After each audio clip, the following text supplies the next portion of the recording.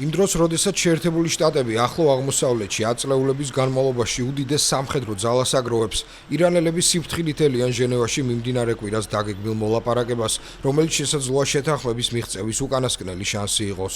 ირანელები აწლეულების განმავლობაში არიან სანქციებით დაზარალებული, ამას ისიც დაემატა, რომ ცოტა ხნის წინ ქვეყანაში ხელისუფლების ძალადობასა და მასშტაბურ რეპრესიებს ათასობით ადამიანის სიცოცხლე ემსხვერპლა. შესაბამისად, ბევრისთვის ვითარება უკვე უიმედოა.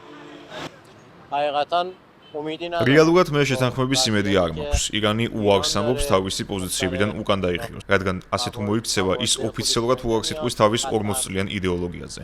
ამიტომ იმედი არ მაქვს. ორივე ქვეყნის ლიდერები ხშირად საუბრობენ, მაგრამ არც ერთი მათგანი არ არის მზად შეთანხმების მისაღწევად და დათმობაზე წასასვლელად.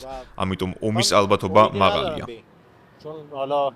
მიუხედავად მოსახლეობაში პატრიოტული განწყობისა, საზოგადოებრივი აზრი მაინც ორად იყოფა. ახლა, როდესაც ირანელები ჟენევის მოლაპარაკებებს ელოდებიან, ბევრს ეშინია ომის დაწყების, რომელიც ირანსა და ერაყს შორის 1980-იანი წლების სისხლიან კონფლიქტზე უარესი იქნება.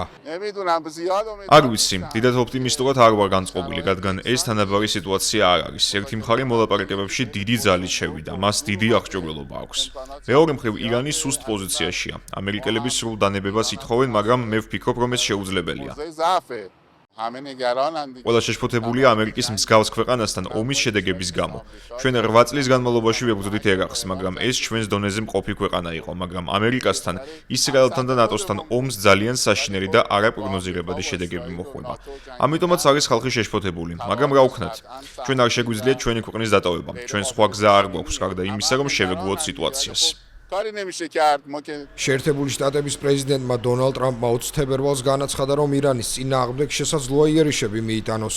ამავე დროს ირანმაც და ამერიკამაც მიანიშნეს, რომ ომისთვის მზად არიან. თუ თეირანის ბირთვული პროგრამის შესახებ მოლაპარაკებები ჩაიშლება. ჩემი აზრით, რომ თუ ორივე მხარე ნამდვილად სერიოზულად საუბრობს, მაშინ ომი დაიწყება. მოლაპარაკებებში შუამავალმა ომანმა დაადასტურა, რომ შეერთებული შტატები და ირანი ბირთვული მოლაპარაკებების შემდეგ რაუნდს 26 თებერვალს ჟენევაში გამართავენ.